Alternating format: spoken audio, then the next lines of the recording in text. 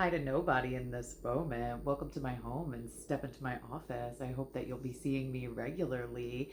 I'm playing with the channel name Gabby Gabs LMSW. I'm going to be a therapist that's going to be doing a lot of commentary on different situations, TV shows, movies, music. Hopefully, right now, whatever maybe some people suggest to me. Since I decided to do this for my friends, a lot of people said that they would be interested and listen to somebody like me give my point of view and my opinion on different anything. Last night, the way that this kind of came out was that I watched the Miranda Sings live stand up special on Netflix so that you wouldn't have to. That was really the idea that kind of came up behind that. I had not heard of her before the month of June. And I really fell down this rabbit hole. I really never got into YouTube until maybe last winter. The way I kind of fell into YouTube was through some of the Dan Schneider, Jeanette McCurdy conversations. After reading her book, I really wanted to know more about some of the things that were happening, and I realized I couldn't really find it in mainstream media besides different short clips and bites here and there.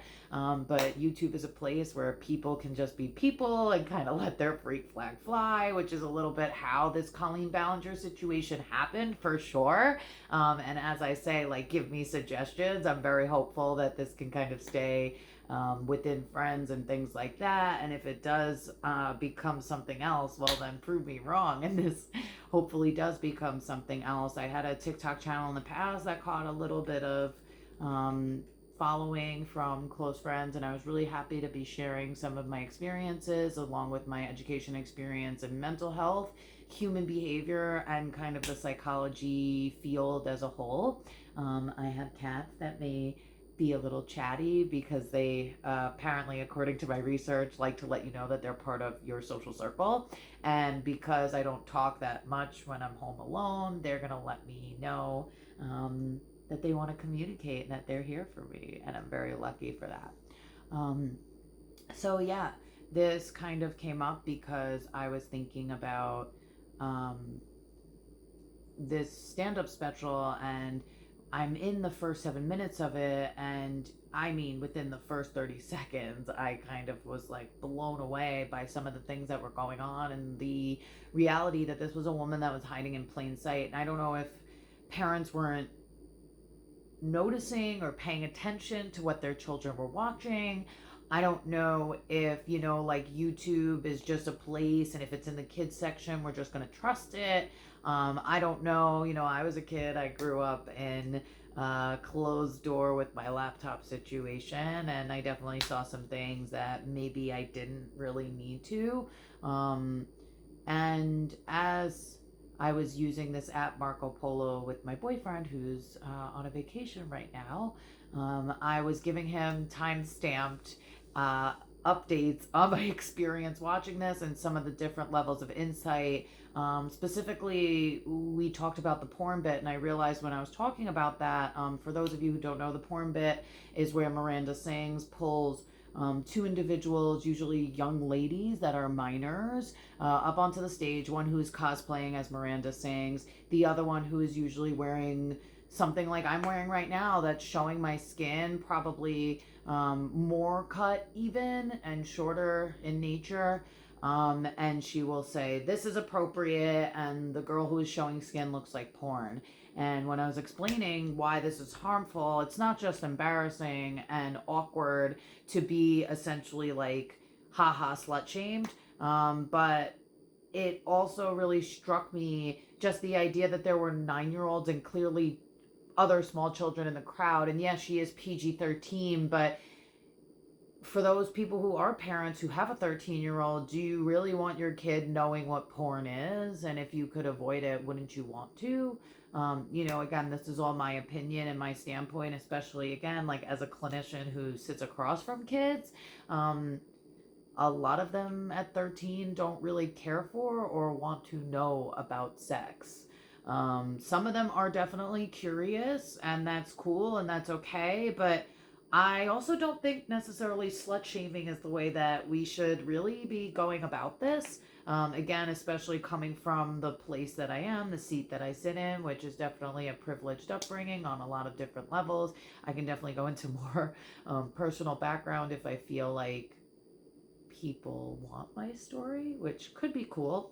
But again, right now I'm just brainstorming and thinking about what I really want for this channel. I don't anticipate I will be monetized, but I'm also not going to play with fair use. I don't really want to spend a lot of time on this doing editing and really caring for it beyond going to Five Below, buying a ring light, buying a stand.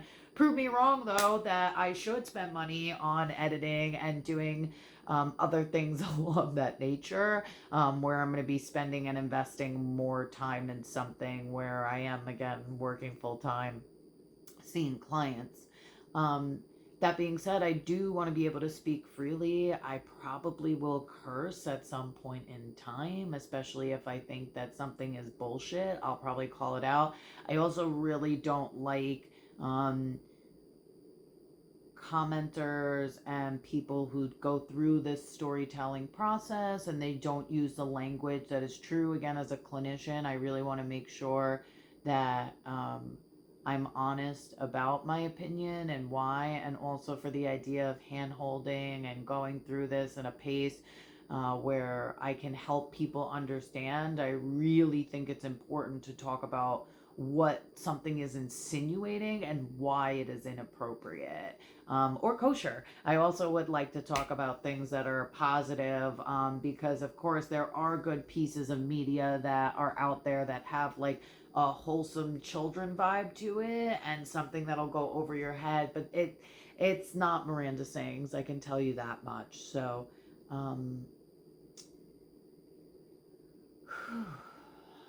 know I just spoke for like 7 minutes straight, so that's pretty cool. That's pretty good.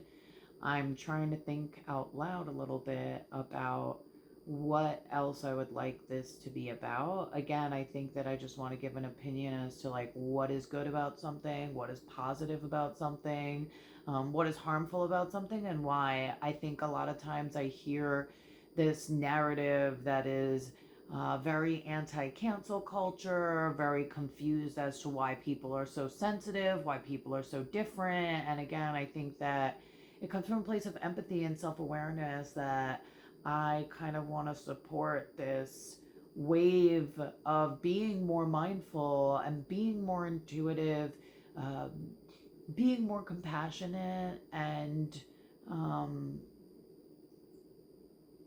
opening up safe spaces for people to be able to actually say that hurt me without fear of consequence. Because I definitely think about myself in high school, when I was overweight, being a Jewish woman, and the jokes that people would make, and going along with the joke because I would rather people think that I thought it was funny than say that it was not okay and be considered sensitive or be considered somebody who isn't fun or isn't cool or can't take a joke. And I don't feel stronger for having had those experiences. I don't feel like they added to my character development in any way other than really contributing to me wanting to enter this field, and explore these different ways that I can help people and be there for people.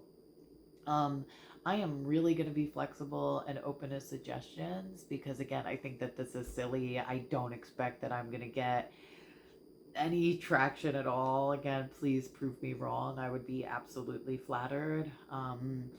I am from New York City, so I feel like I also have a very interesting perspective there. I've experienced a lot of grief and loss in my life.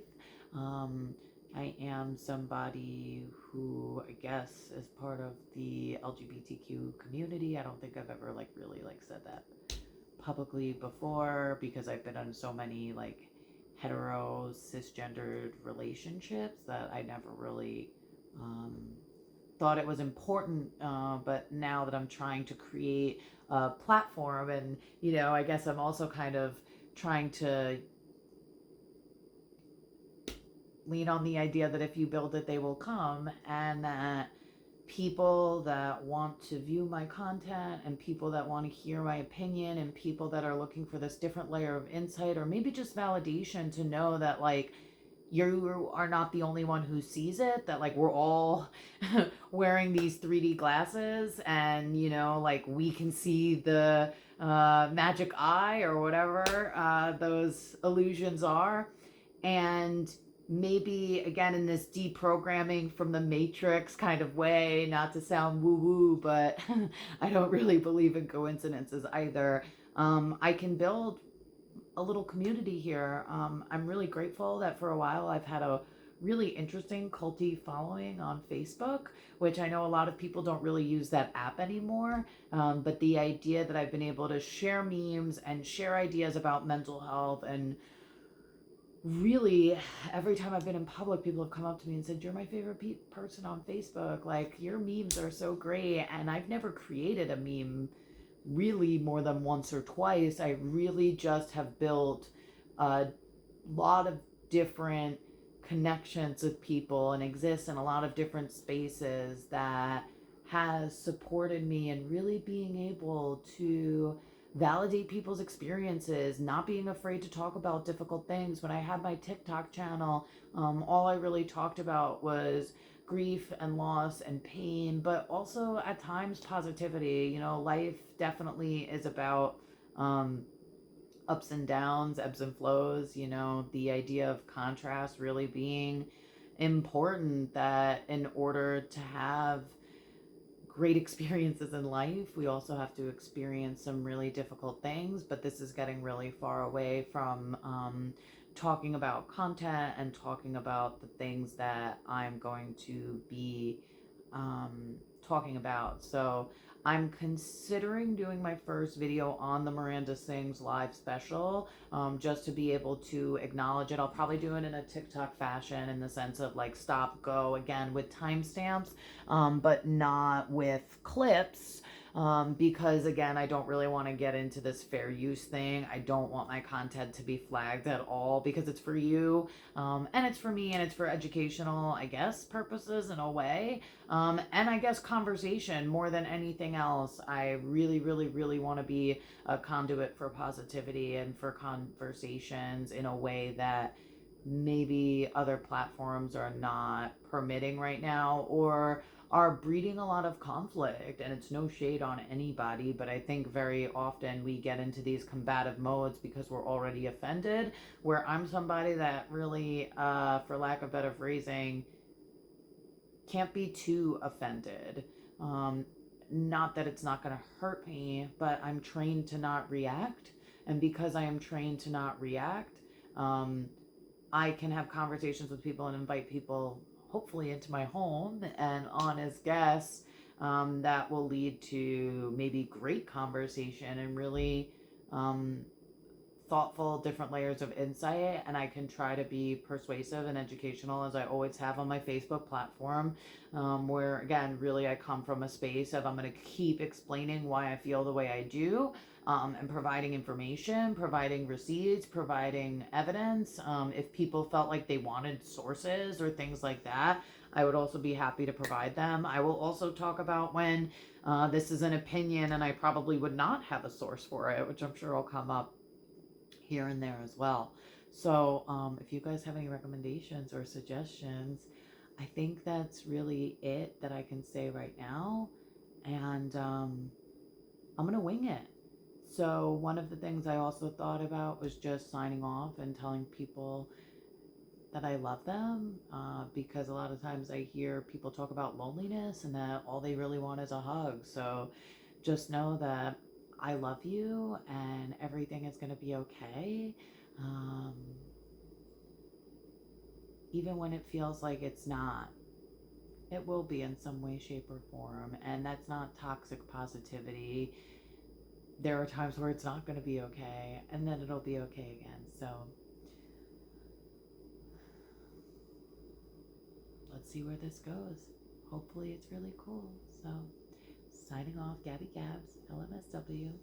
I love you. Bye.